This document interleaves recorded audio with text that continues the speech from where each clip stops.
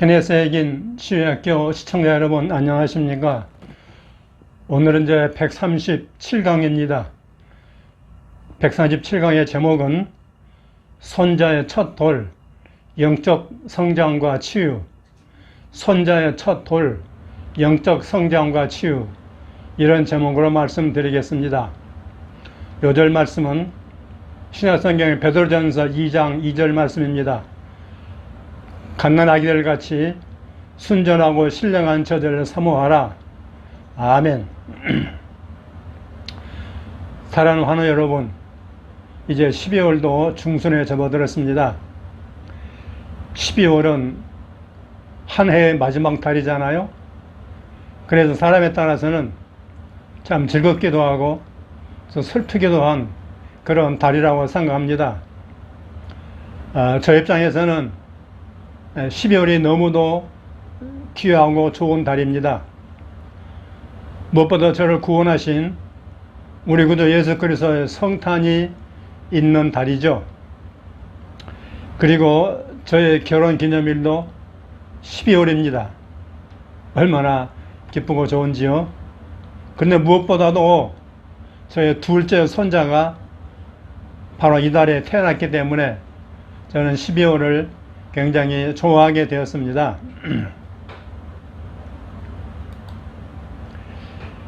이번 12월에 이제 돌을 맞은 둘째 손자가 특히 소중한 것은 하마터면 저희 집안에 오지 못했을지도 모르기 때문입니다. 제 아들이 늦게 결혼했지만은 바로 큰 손자를 얻게 되었습니다. 그래서 양가의 할아버지 할머니의 기쁨은 말할 수 없이 컸지요. 그래 미국을 오가며 양가 조부모님들이 양육을 도와서 지금은 벌써 이제 초등학생이 되었습니다. 이 큰 손자를 그동안 돌보면서 저의 마음은 그 아이의 미래에 대해서 크게 염려가 되었습니다. 소수민족으로서 온갖 차별을 감수하며 살아갈 수밖에 없는 운명일 텐데 형제가 없이 홀로 어찌 미국 생활을 다 감당할 수 있을까? 이걸 생각하니 할아버지로서 가슴이 메었습니다. 아들이든 딸이든 하나라도 더 있어야만 좀 더 덜 외롭고 서로 의지가 될 터인데 아들 부부에게는 이런 말을 할 수도 없고 또 그들의 나이는 점점 더 들어가고 정말 저로서는 애간장이 탔지요. 그래서 저는 결심하고 우리 하나님께 기도하기 시작했습니다. 큰 손자가 혼자 헤쳐나갈 미국 생활을 내다보면서 하나님께 아주 하소연했습니다. 우리 큰 손자에게 남자든 여자든 동생을 주십사하고 간절히 호소했습니다. 제가 늘 잘하는 대로 약속의 말씀을 추정하면서 매일매일 기도했습니다. 며느리 직장 형편상 지금이 아니면 힘들 것 같은데 기왕 주시려면은 꼭 지금 주시라고 제가 절절히 호소를 했습니다. 마침내 기도 응답되어서 작년도 초에 큰 기쁨의 좋은 소식이 전해졌습니다. 그건 바로 둘째를 임신했다는 소식이었습니다. 그리고 3딸은 12월입니다. 12월. 정말 얼마나 감사한지요, 여러분. 그래서 나중에 이제 알고 보니까 여동생은 아니었습니다. 그래서 좀 서운하긴 했지만은 남자 형제도 같은 남자 형제가 있으니까 그것도 좋다는 생각으로 금년에 이제 3번이나 손자를 돌볼 기회가 생겼습니다. 그래서 달덩이 같은 예쁜 아들을 둘이나 얻으니까 아들 내에도 이제는 든든해 보입니다. 두 손주나 또 부모나 조부모 모두가 다 우리 하나님의 크신 은혜와 복을 받았습니다. 제가 둘째 손자를 짬짬이 돌보면서 몇 가지를 제가 발견을 했습니다. 첫째는 손자는 서너 시간이 지나면 어김없이 먹을 것을 찾습니다. 조금이라도 시간이 늦어지면은 아주 사정없이 울어댑니다. 그러나 젖병을 입에 대는 순간 금방 조용해지지요. 이건 밤이라고 예외가 없습니다. 그러므로 지혜로운 양육자는 때에 맞게 젖병을 늘 준비하고 있어야 합니다. 이걸 보면서 말이죠. 백성들이 배고파 울부짖을 때 충분히 먹이지 못하는 지도자는 속히 그 자리에서 물러나야 한다는 생각이 듭니다. 아니, 자기가 통치하는 백성을 먹이지도 못하는 그런 지도자가 무슨 지도자입니까? 그런 백성은 일찌감치 내려와야죠. 두 번째로 깨달은 건 뭐냐면은 배가 부르게 되면 손자는 가만히 있지 못하고 쉴 새 없이 움직입니다. 이제 촉감난아기 초기 때 누워 지낼 때에는 이제 발 운동을 열심히 했습니다. 뭐 발차기를 얼마나 열심히 하는지 몰라요. 그 다음에 이제 기어다니고 일어서기 시작하니까 이때부터는 거실에서 장난감을 가지고 노는데 한시도 가만히 있지를 못합니다. 이것저것 만지고 두들기고 던지고 살피면서 아주 쉴 새 없이 활동을 합니다. 몸이 쉴 시간이 없어요. 항상 꼼지락거리고 움직이고 돌아다니고 합니다. 눈에 보이는 것은 뭐든지 만지고 타치하고 살피고 하는 것입니다. 세 번째, 그러는 사이에 말이죠. 어린 손자의 인지 능력이 조금씩 나타나기 시작한 것을 제가 발견했습니다. 이 아이가 유심히 살핀 결과인지 어른이 리모컨을 들면은 TV를 켤 줄 알고 이제 TV 있는 TV 화면을 바라봅니다. 그게 좀 더 발전하니까 어느 틈엔가는 이제 빨간 버튼을 누를 정도가 되더라고요. 그래서 지금 내가 TV를 켜는 거예요. 또 장난감 중에도 보면은 버튼을 누르게 되는 게 들어 있습니다. 그래 버튼 누르게 되면은 노래가 나오기도 하고 또 불빛이 들어오는 것들이 있는데 그러니까 그걸 보고서 어떻게 해요? 이제는 제법 버튼을 누르기도 하는 것입니다. 그런가 하면 아직 말은 못하지만은 무슨 꽃이라든지 물병 같은 것을 물건을 가리키면서 말을 해주면은 뭐 비슷한 소리를 내는 것입니다. 그래 이걸 보면서 하나씩 깨쳐가는 인지 능력이 조금씩 발전해 가는구나 하는 것을 저는 느끼게 되었습니다. 이제 12월 달에 첫 돌을 맞지만은 아직 걷지는 못하고요. 말도 아직은 못합니다. 그러나 이런 건 다 시간 문제인 따름이죠. 매일 옆에서 지켜보니까 이 아이는 상당히 영특해 보입니다. 인물도 준수한 데다가 영특하게까지 해서 아주 저는 기대가 큽니다. 물론 손주 자랑이라고 생각할지 모르겠지만은 제가 볼 때는 그렇습니다. 오늘 손자 양육 이 얘기를 하는 것은 바로 여기에 치유에 관한 진리가 담겨 있기 때문입니다. 캐나다 지난 1년 동안 자라는 손자를 지켜보면서 치유 믿음의 성장과 연결지어서 몇 가지를 고찰해 보고자 하는 것입니다. 첫째로 치유는 대부분 믿음으로 받습니다. 그냥 믿음 없어도 그냥 하나님의 강권적으로 치유하는 경우도 있지만은 대부분은 우리가 복음서에 보다시피 대부분은 믿음으로 치유를 받습니다. 여러분 사복음서에 보게 되면 예수님께서 내 믿음대로 될지어다. 내 믿음이 크도다.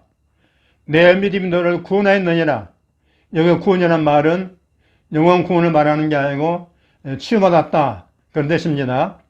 헬라어에서 받는다는 말과 치유받는다는 말은 같은 단어를 쓰는 것이거든요. 내 믿음이 너를 구원하였느니라. 이렇게 자주 말씀하신 걸 볼 수가 있습니다. 좀 더 자세히는 사도행전 14장에 보면은 바울 사도가 나면서 걷지 못한 장애인을 향해서 구원받을 만한 믿음이 거기에 있는 것을 보고 큰 소리로 내 발로 바로 일어서라 외쳤더니 그 사람이 일어나 걸었다고 9절로 10절에 말씀하고 있습니다. 여러분, 이런 믿음은 바로 생기지 않습니다. 뭘 해야 됩니까? 말씀을 들어야 됩니다. 그 사람이 바울이 말하는 메시지를 들을 때 치유받는 믿음이 생겼습니다. 바로 이것은 로마서 10장 17절 말씀 그대로이죠. 그러므로 믿음은 들으면서 나며 들으면 그리스도의 말씀으로 말미암았느니라 말씀했습니다. 우리 신자들 믿음은 퇴보하든지 정차든지 아니면 발전하게 되어 있습니다. 환우 여러분의 믿음은 지금 어느 상태에 있습니까? 금년 초보다 더 발전했습니까? 아니면 정체되거나 퇴보하고 있습니까? 만일 먹는 시간을 놓치지 않고 요구하는 저의 손자처럼 말이죠. 하나님 말씀에 대한 욕구가 강하다면은 치유 믿음은 크게 성장했으리라고 생각합니다. 오늘 본문에 뭐라고 그랬습니까? 갓난 아기들 같이 순전하고 신령한 젖을 사모하라 말씀했습니다. 아기를 키워보니까 이 말씀이 정말로 실감납니다. 여러분, 젖이나 우유를 사모하지 않은 아기가 자랄 수 있을까요? 그건 전혀 불가능한 얘기죠. 마찬가지로 여러분께서 하나님의 말씀을 듣고 읽고 묵상하고 말하고 고백 선포하는 시간에 비례해서 치유 믿음은 자라고 강화되는 것입니다. 치유를 받고 싶은 마음은 간절한데 치유 믿음을 강화하는 일에 게을렸다면 지금부터라도 전략을 세워서 여러분의 치유 믿음을 키우시기를 바랍니다. 두 번째, 이 손자는 먹은 다음에는 쉴 새 없이 움직이고 활동을 했습니다. 그러다 보니까 힘도 세지고 몸무게도 늘어나고 키도 이제 훌쩍 컸습니다. 이것을 치유 믿음의 성장에 적용한다면 어떻게 되겠어요? 여러분, 들은 말씀대로 실천하는 것입니다. 말씀을 들었으면 들은 걸로 끝나지 말고 그 들은 말씀대로 실천해 보는 것입니다.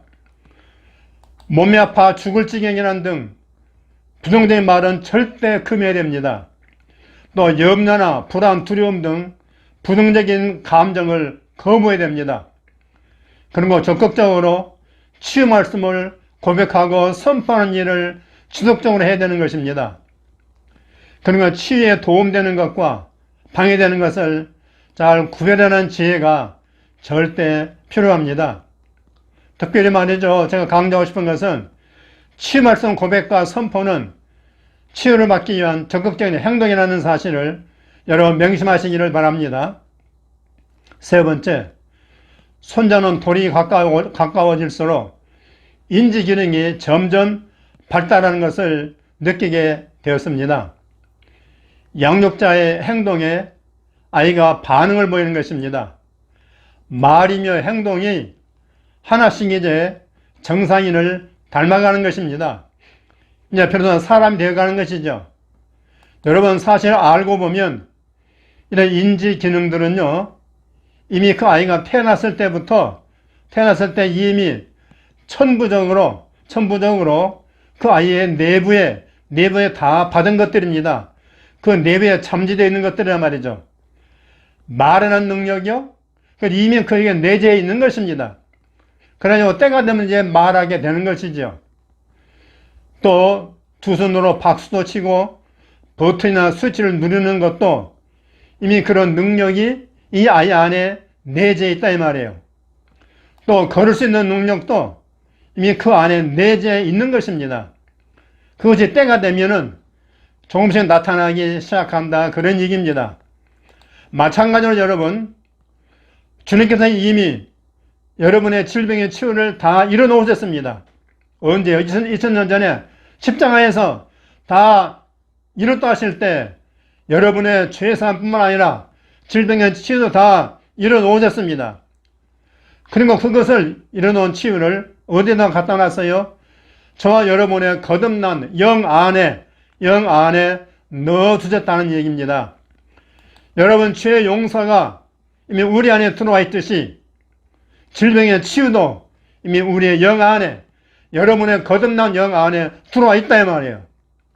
그래서 우리의 믿음이 하나님의 용어 수준에 도달하게 되면은 치유가 자연스럽게 여러분의 몸에 나타나게 되는 것입니다. 할렐루야. 모든 증상이 떠나고 완전한 치유가 나타난다 그 말이에요. 여러분, 하나님의 치유는 피난 눈처럼 하늘에서 뚝 떨어지는 게 아니란 말이에요. 여러분의 영으로부터 몸에 나타나는다는 것입니다. 이 중요한 치유의 원리를 이해하지 못하면 믿음 치유는 받기 어려운 것입니다. 여러분, 몸의 질병 치유는 원리를 깊이 생각해 보면은 절대 어렵지 않습니다, 여러분. 여러분, 성경을 자세히 읽어보시고, 또 우리 선생님이신 kennesaing 목사님의 책이나 제가 번역한 F.F. 보소스 목사님의 치유자 그리스도, 크라이스트 힐러, 치유자 그리스도란 책, 또 제가 번역한 그렉 무어 목사님의 책이 있죠. 치유문 열린 12가지 비결, 이런 책을 꼭 읽어보시기 바랍니다. 그리고 저의 유튜브 영상을 1강부터 137강까지 쭉 들어보시기를 바랍니다. 거기에 치유 해답이 다 들어있는 것입니다. 이렇게 했음에도 불구하고 아직도 치유에 대한 확신을 갖지 못한다면 여러분의 치유는 어려울 것이에요. 그런 분은 병원이나 약 등을 의존할 수밖에 없겠죠. 우리 하나님께서는 구원이든 치유든 절대 어렵게 만들어 놓지 않으셨습니다. 이건 은혜로 주신 선물들 아닙니까? 제가 손자를 키우면서 언급하고 싶은 게 있는데, 그건 뭐냐면 소위 공갈 젖꼭지라는 것의 유력입니다. 여러분, 아이 키우는 분 아시죠? 공갈 젖꼭지가 뭔지 아시죠? 공갈 젖꼭지의 유력이 얼마나 놀랍다는 걸 알게 되는 것입니다. 이 공갈 젖꼭지가 깐난 아기를 키우는 데 있어서 얼마나 요긴한지 필설로 다 설명할 수가 없습니다. 제가 보기에는 그거 만든 사람에게 노벨상이라도 줘야 되지 않겠는가 싶습니다. 그리고 양육자의 세밀한 사랑과 관심이 너무도 중요합니다. 그래서 우리 질병으로 고생하는 분들에게 공갈 젖꼭지 역할을 해줄 수 있는, 잘해줄 수 있는 친절한 치유 돌보미가 여러분을 잘 케어해 줄 수 있기를 간절히 바라는 것입니다. 이제 연말을 맞아서 다시 한번 여러분 자신의 치유 믿음 상태를 점검해 보는 기회가 되어서 가까운 시일 내로 원하는 치유를 다 받으실 수 있기를 주 예수의 이름으로 축원합니다. 아멘, 아멘. 이제 오늘의 치유 말씀 한 구절을 말씀드리겠습니다. 마태복음 15장 28절입니다. 여자여 내 믿음이 크도다. 내 소원대로 되리라 하시니, 다시 한번요. 여자여 내 믿음이 크도다. 내 소원대로 되리라 하시니, 여기 여자이란 말 대신에 여러분 이름을 놓고 말씀해 보십시오. 아침마다 매일. 태영아 내 믿음이 크도다. 내 소원대로 되리라. 아멘. 이제 고백과 선포하는 시간입니다. 5문장입니다. 첫째, 내 몸의 질병에서 고침을 받는 것이 하나님의 뜻임을 믿습니다. 아멘, 아멘. 내 몸의 질병에서 고침을 받는 것이 하나님의 뜻임을 믿습니다. 아멘, 아멘. 두 번째, 나는 깐난 아기같이 하나님의 말씀을 사모하고 매일 받아 먹습니다. 아멘, 아멘. 나는 깐난 아기들같이 하나님의 말씀을 사모하고 매일 받아 먹습니다. 아멘. 세 번째, 나의 거듭난 영 안에 치유가 들어와 있음을 믿습니다. 아멘, 아멘. 나의 거듭난 영 안에 치유가 들어와 있음을 믿습니다. 아멘, 아멘. 네 번째, 내가 치유의 말씀을 믿고 고백할 때 치유가 몸에 나타남을 믿습니다. 아멘, 아멘.